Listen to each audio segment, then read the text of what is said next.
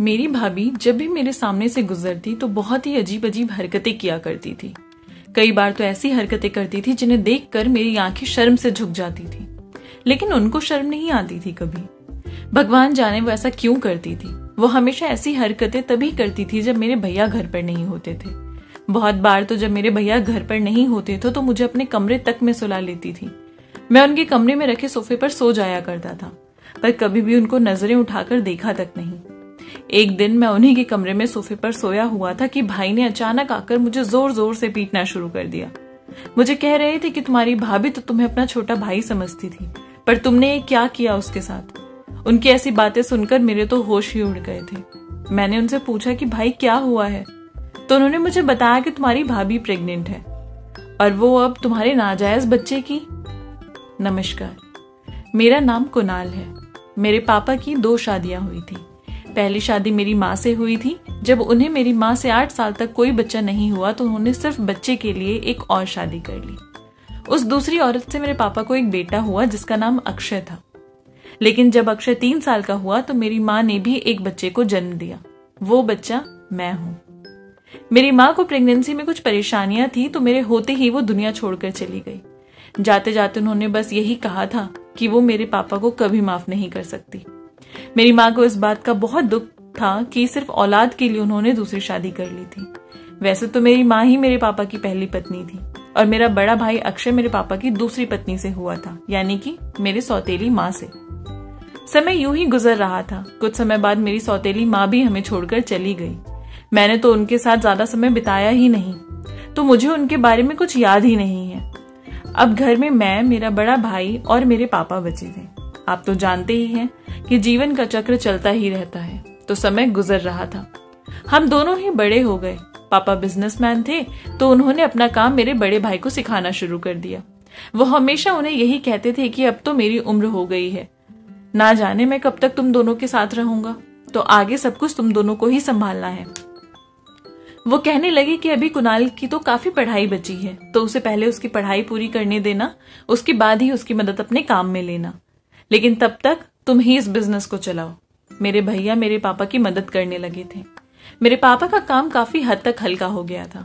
वो अक्सर मेरे भैया को यही समझाते थे कि दोनों हमेशा एक साथ मिलकर रहना, कभी किसी को अपने ऊपर उंगली उठाने का मौका मत देना। हम दोनों भाइयों में हमेशा से ही इतना प्यार था कि बाहर का कोई भी देखकर ये नहीं कह सकता था कि हम दोनों एक दूसरे के सौतेले भाई हैं। भाई की शादी की उम्र हो गई थी तो पापा ने एक अच्छी सी लड़की देखकर मेरे भैया की शादी कर दी और मेरी भाभी भी हमारे घर आ गई। मेरी भाभी बहुत सुंदर थी। मैं उनकी बहुत ज्यादा इज्जत करता था। वो मेरा भी बहुत ध्यान रखती थी। मेरी तो अभी पढ़ाई चल रही थी तो मेरा पूरा ध्यान मेरी पढ़ाई की ओर ही था। मेरे पापा मेरे भैया दोनों ही अपने काम को बखूबी संभाल रहे थे। एक समय ऐसा भी आया जब मेरे पापा की तबीयत बिगड़ने लगी। धीरे धीरे उनकी तबीयत इतनी खराब हो गई कि बिस्तर से उठना बैठना उनके लिए बहुत मुश्किल हो गया और एक दिन उन्हें पैरालिसिस हो गया। अब वो अपना ज्यादा समय बिस्तर पर ही रहते थे।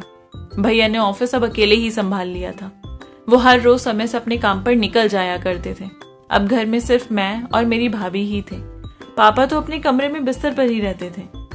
घर में क्या हो रहा है क्या नहीं, अब उन्हें उससे कुछ फर्क नहीं पड़ता था, या ऐसा कहें कि क्योंकि वो उठ बैठ नहीं सकते थे तो उन्हें कुछ पता ही नहीं चलता था।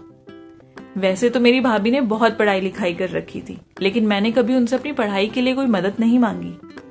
नहीं, ऐसा नहीं है। ऐसा इसलिए नहीं क्योंकि मैं उन्हें कम समझता था, ऐसा सिर्फ इसलिए क्योंकि मैं उनसे एक दूरी रखना चाहता था। उन दिनों बहुत गर्मियां पड़ रही थी। तापमान तो जाने कहां भागा जा रहा था। मैं बाहर ही बैठकर पढ़ाई कर रहा था क्योंकि बरामदे में बाहर से बड़ी ठंडी ठंडी हवा आया करती थी। भाभी घर की सफाई कर रही थी। उनके सूट का गला बहुत बड़ा था, इतना बड़ा कि अब समझ जाइए आप। ऊपर से वो बिना दुपट्टे के ही पूरे घर में घूम रही थी, हर जगह झुक झुक कर सफाई कर रही थी।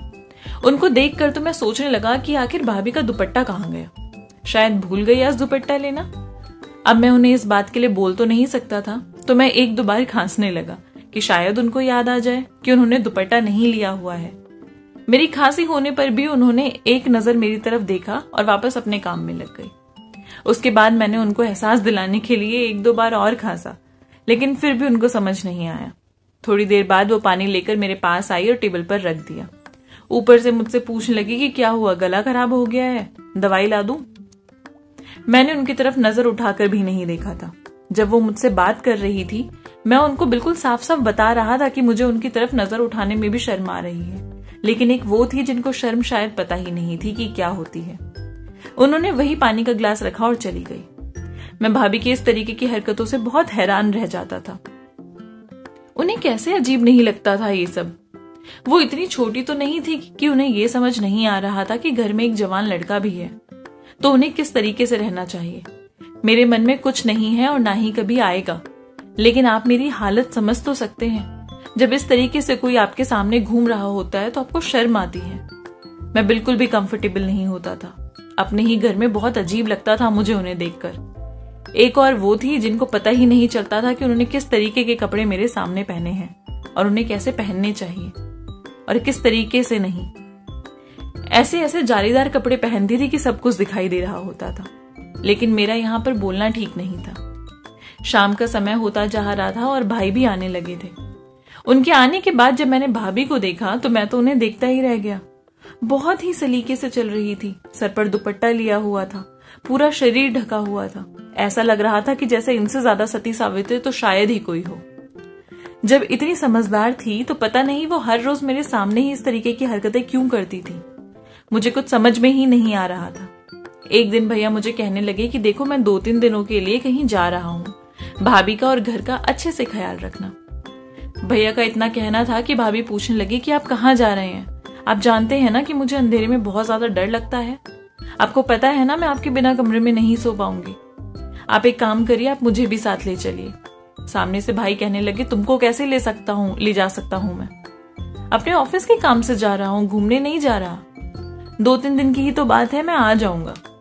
भाभी कहने लगी कि नहीं, मैं अकेले नहीं रह पाऊंगी, मुझे बहुत ज्यादा डर लगता है। उस पर भैया ने उन्हें कहा अच्छा सुनो, एक काम करते हैं, जब तक मैं नहीं आता तब तक कुणाल तुम्हारे साथ ही सो जाएगा, तुम्हें डर भी नहीं लगेगा। मैं हकलाता हुआ बोला भैया आप कैसी बातें कर रहे हैं, मैं कैसे सो सकता हूँ उस कमरे में। भैया कहने लगे कि अरे कोई बात नहीं, सो जाना, तुम वैसे भी मेरे छोटे भाई हो। भाभी के चेहरे पर एक मुस्कुराहट आ गई थी। उन्होंने धीरे से भैया को कहा कि हाँ ये ठीक रहेगा, कुणाल रहेगा तो मुझे भी डर नहीं लगेगा। अगले दिन भैया ने अपनी पैकिंग करी और वो अपने काम के लिए निकल गए। 2-3 दिन उनको लगे थे। मैं दिन भर पढ़ाई करता रहा। जब रात हुई तो भाभी मुझे कहने लगी कि मुझे अब बहुत ज्यादा नींद आ रही है, चलो सो जाते हैं। मैंने कहा आप जाकर सो जाओ, अभी मुझे थोड़ा सा पढ़ना है, ये काम खत्म करने के बाद मैं आ जाऊंगा। उस पर भाभी कहने लगी कि नहीं, मैं अकेले कमरे में नहीं जा सकती, तुम भी चलो, नहीं तो मैं सो नहीं पाऊंगी। उनकी इस तरीके की बातों को सुनकर मैं तो बहुत ही ज्यादा हैरान परेशान हो जाता था कि वो कैसी अजीब अजीब सी हरकतें करती थी। भैया को कैसे बोलता मैं ये सब। खैर भैया ने बोला था तो मुझे उनकी बात माननी ही थी। मैं चुपचाप उठा और उनके कमरे में चला गया। उन्होंने बेड का एक साइड साफ कर दिया और मुझे वहां सोने के लिए कहा। मैं तो उनको देखता ही रह गया। मैंने उन्हें कहा नहीं भाभी, मैं आपके साथ बिस्तर पर नहीं सो सकता, मैं वहां सामने सोफा रखा है ना, मैं इस पर बहुत आराम से सो जाऊंगा। वो मुझे कहने लगी देखो बेड कितना बड़ा है, तुम आराम से साइड में होकर सो जाओ, मुझे कोई परेशानी नहीं है। अब वो जिद करने लगी थी। खैर मैं उनसे किसी तरीके की कोई बहस करना ही नहीं चाहता था, इसलिए मैं साइड में जाकर चुपचाप लेट गया। नींद तो मुझे कहाँ ही आने वाली थी। भाभी जैसे ही सोई मैं वहां से उठा और सोफे पर जाकर सो गया। हालांकि मेरी हाइट के हिसाब से सोफा छोटा ही था, बहुत दिक्कत हो रही थी वहां सोने में, लेकिन मैं उनके साथ बेड पर नहीं सो सकता था। सोफे पर लेटे लेटे सोच रहा था कि मेरे भैया मुझ पर कितना ज्यादा भरोसा करते हैं कि उन्होंने भाभी के कमरे में सोने के लिए कहा, मुझे घर संभालने के लिए कहा, लेकिन अगर मैं बाहर सोता तो ही मेरे लिए ज्यादा बेहतर रहता।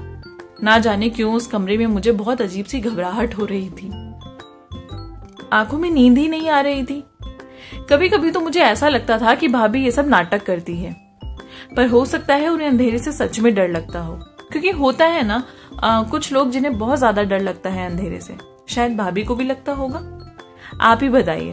भाभी मुझे कह रही थी कि मैं उनके साथ बेड पर सो जाऊं। उनको ये सारी बातें नॉर्मल कैसे लग सकती हैं? एक देवर और भाभी का बीच का रिश्ता शायद उनको समझ ही नहीं आया। ये तो बिल्कुल एक पानी और आग जैसा होता है। कैसे मैं उनको एहसास कराऊं कि वो जैसा व्यवहार घर में कर रही है ये ठीक नहीं है। मेरे लिए तो अपने ही घर में चलना फिरना बहुत मुश्किल हो गया है। यही सब सोचते सोचते मेरी आंख लग गई। अगले दिन जब सुबह उठा तो भाभी का हर रोज की तरह वाला रवैया ही आज भी था। वो इस तरीके के कपड़े पहनकर घर में घूम रही थी। मैंने सोचा कि आज तो भाभी से बात करनी ही होगी।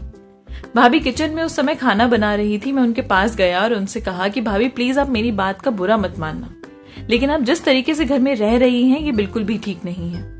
जब भैया नहीं होते तो आप बहुत अजीब अजीब सी हरकतें करती हैं, बिना चुन्नी के पूरे घर में घूमती रहती हैं।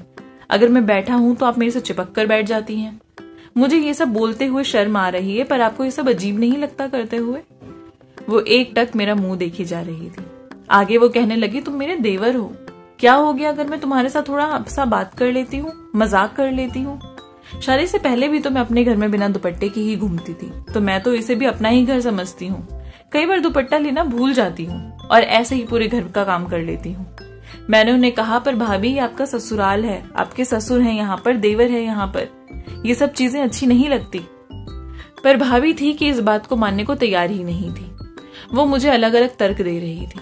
मैं समझ गया था कि वो अपनी हरकतों से बाज नहीं आने वाली है। आज जो बातें मैंने उनसे की थी, ये सब बातें मैं किसी और को कैसे ही बताता, और क्या कोई समझ पाता कि मेरे मन में कुछ नहीं है। आज भी इतने दिन होने के बाद मैं उनसे बात करने गया। उसकी वजह सिर्फ इतनी थी कि मेरे लिए अब अपने घर में ही चलना फिरना बहुत मुश्किल होता जा रहा था। दिन ब दिन वो अजीब अजीब हरकतें करने लग गई थी। नहीं तो मैं आज भी नहीं बोलता। भाई का काम तो ऐसा था जिन्हें हफ्ते में कम से कम 2 दिन के लिए शहर जाना ही पड़ता था, और मेरा हाल तो ये हो चुका था कि भाई के जाने के बारे में जैसे ही मैं सुनता मेरा तो दिल बैठ जाता था, क्योंकि जब भाई नहीं होते थे तो उनकी हरकतें और ज्यादा बढ़ जाया करती थी। पर मुझे भैया से ये सारी बातें करना ठीक नहीं लग रहा था। क्या वो मेरी बात पर विश्वास करते? क्या वो अपनी पत्नी के लिए ये सब बातें सुन पाते? नहीं सुन पाते शायद। एक दिन मैं कहीं बाहर गया हुआ था। घर में उस समय सिर्फ भाभी थी और पापा अपने कमरे में। जब मैं घर के अंदर दाखिल हुआ तो मुझे भाभी की किसी से बात करने की आवाज आ रही थी। मैं चुपचाप सुनने लगा। इतनी अजीबो गरीब बातें वो कर रही थी कि मुझे तो वहां खड़े खड़े शर्म आ रही थी। शायद अपनी किसी दोस्त से बात कर रही थी, पर कर भी रही थी तो मेरे बारे में ही। वो कहने लगी कि हाँ, मेरा देवर तो बहुत ज्यादा खूबसूरत है, मेरे पति इतने सुंदर नहीं हैं।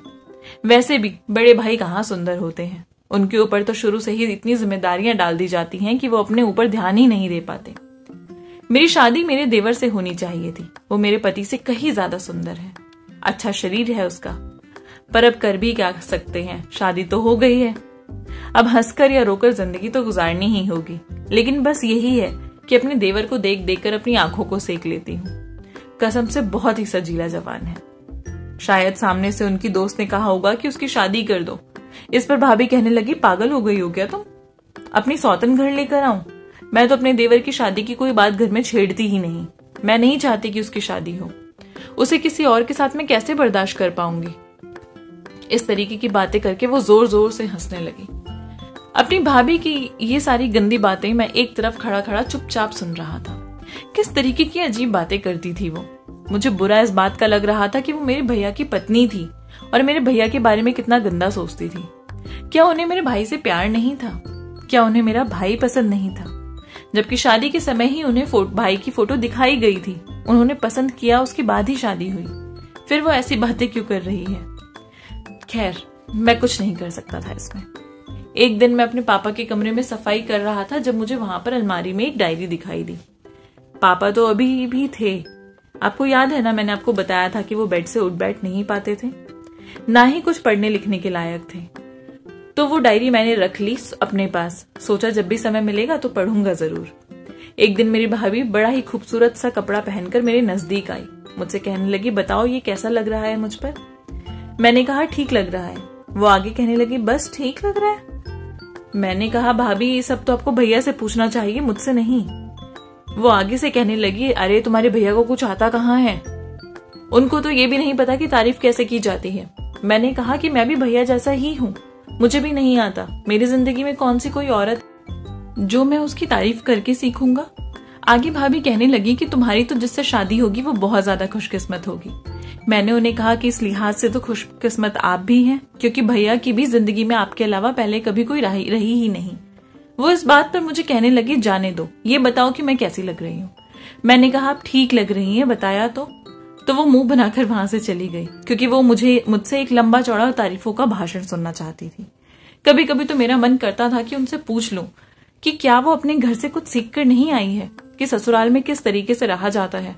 पर साथ साथ डर भी लगता था कि कहीं भाभी भैया को ना बोल दे और ना जाने भैया को मेरी बातों पर भरोसा होगा भी या नहीं, कहीं वो मुझे ही डांटना शुरू कर दे। एक ऐसा ही दिन था जब भैया काम से दूसरे शहर गए हुए थे और मुझे मजबूरन वापस अपनी भाभी के कमरे में ही सोना पड़ा। उस समय मेरे एग्जाम आने वाले थे। भाभी के कमरे में कुछ देर लेटने के बाद जब वो सो गई तो मैं उठकर बाहर कमरे में आ गया और वहीं पर बैठकर पढ़ाई करने लगा। पढ़ते पढ़ते ना जाने कब सुबह हो गई और मैं वहीं सोफे पर सो गया। अभी आंख लगे कुछ समय ही हुआ था कि अचानक मुझे एहसास हुआ कि कोई मुझे मार रहा है। नींद इतनी गहरी थी कि आंखें खुली नहीं रही थी। जब ज्यादा चोट लगी तो आंखें खुली कि अरे ये कोई सपना नहीं, ये तो हकीकत है। मुझे पीटने वाला और कोई नहीं, मेरा भाई था। पर क्यों? भाई मुझे कहने लगे कि तुझे शर्म नहीं आई, मैंने तो तुझ पर खुद से भी ज्यादा भरोसा किया था और इस भरोसे की वजह से मैंने तुझे कहा था कि तू भाभी के कमरे में सो जाया कर। वो तो तुझे अपना बेटा ही मानती थी, तूने उसके साथ ही क्या कर दिया? कैसे किया तूने ये सब?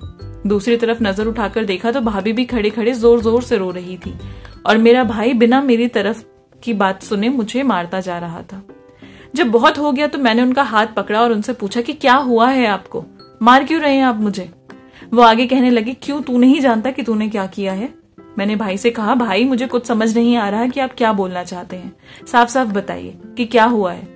भैया मुझे इतनी तेज तेज मार रहे थे और चिल्ला रहे थे कि आस पड़ोस के सभी लोग वहां जमा हो गए थे। पापा की भी आवाज आने लगी थी। वो वहीं बैठे बैठे पूछ रहे थे कि क्या हुआ, क्यों लड़ रहे हो? मेरा भाई हमारे पड़ोसियों को और पापा को बताने लगा कि मैं तो ज्यादातर टाइम अपने काम को लेकर शहर से बाहर ही रहता हूँ। मैंने अपने छोटे भाई को कहा कि मेरी पत्नी के साथ सो जाया करे क्योंकि वो बहुत ज्यादा डर जाती है अंधेरे में। वो तो इसको अपना बेटा ही मानती थी, लेकिन इसने हमारे भरोसे के साथ खिलवाड़ किया। वो माँ बनने वाली है, पर मैं जानता हूँ कि ये बच्चा मेरा नहीं है, इसका है। इसने ही उसके साथ कुछ गलत काम किया है। ऊपर से मेरी भोली भाली बीवी को डराया धमकाया और उसको चुप रहने के लिए भी कहा।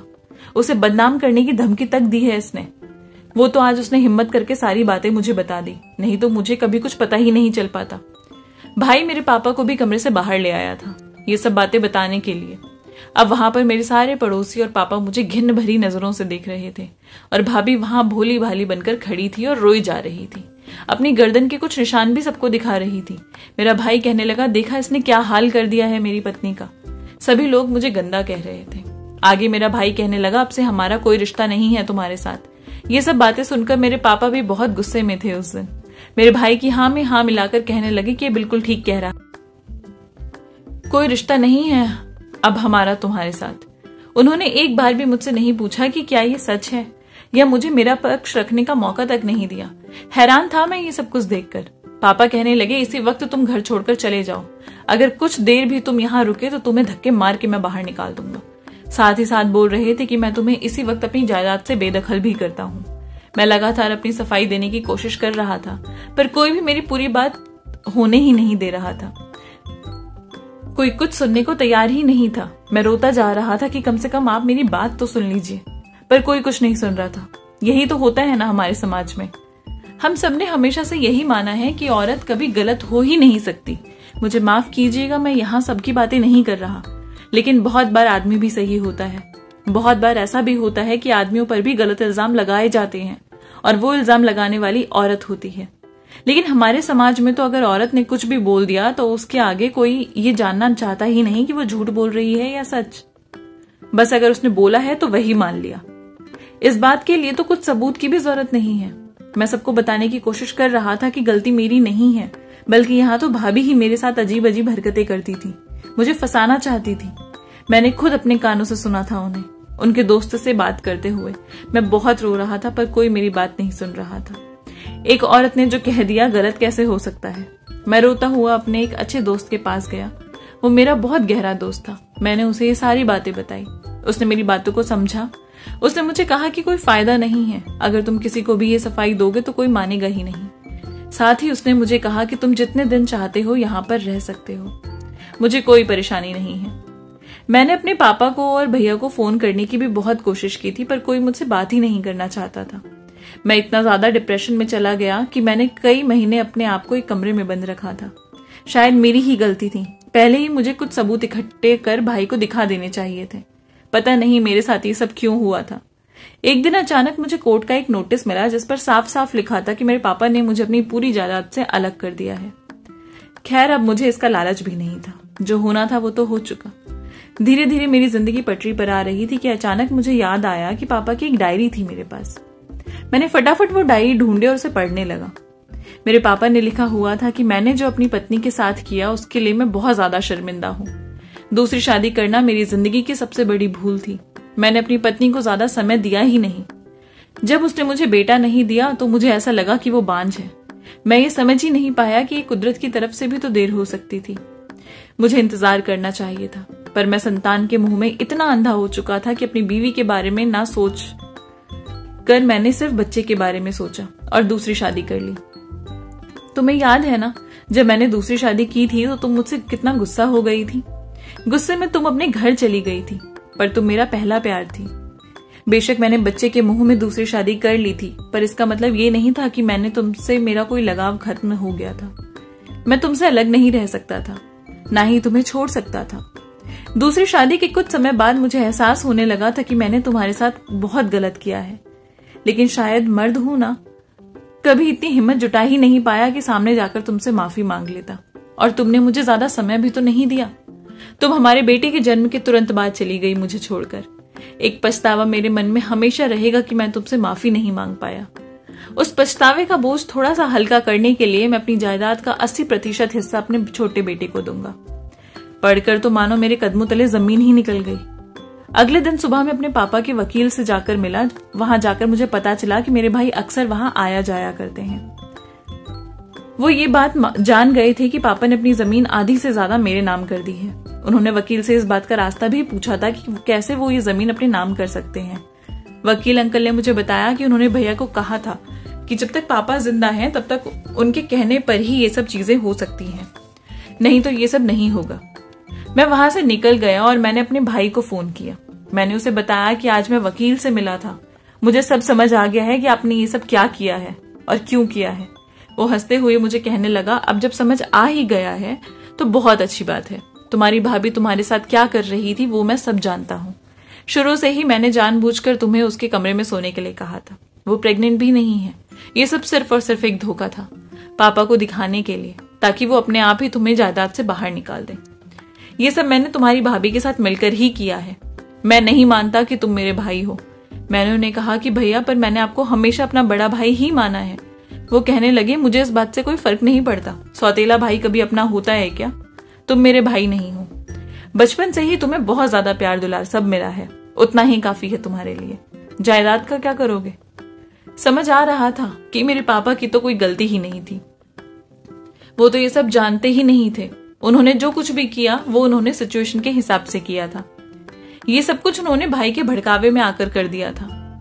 मुझे किसी को कोई सफाई नहीं देनी थी अब, और ना ही अपने आप को साबित करना था। ठीक है, अगर सब मुझे गलत समझते हैं तो गलत ही सही।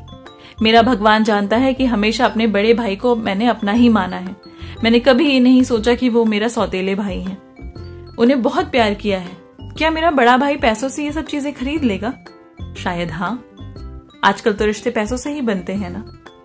अब वैसे भी मेरा इस दुनिया में कोई नहीं था। पापा मुझसे बात नहीं करते थे। धीरे धीरे मैंने एक अच्छी नौकरी ढूंढ ली थी। अपने दोस्त के फ्लैट पर ही मैं उनके साथ रहने लगा था। आधे पैसे दे दिया करता था मैं उसे। समय के साथ साथ मेरी प्रमोशन हो गई। ऑफिस से ही मुझे घर और गाड़ी दोनों मिला। ऑफिस में ही एक खूबसूरत सी लड़की थी, नैना। उससे शादी भी कर ली मैंने। आज मैं नैना के साथ बहुत ज्यादा खुश हूँ। वो भी बिल्कुल मेरी जैसी ही है। जायदाद, पैसा, इन सबसे उसे कोई मतलब नहीं। मैंने उसे पूरी कहानी सुनाई थी, पर वो मेरे साथ खुश है और मैं उसके साथ। बस ये उम्मीद करता हूं कि एक दिन भगवान मेरे भाई और भाभी को उनके किए की सजा जरूर देगा। आई होप आपको ये कहानी पसंद आई होगी। अगर अच्छी लगी है तो चैनल को प्लीज सब्सक्राइब कर दीजिए, लाइक कर दीजिए और अपने प्यारे से कमेंट नीचे ड्रॉप कर दीजिए। मिलूंगी आपसे नई कहानी के साथ। तब तक के लिए बाय बाय।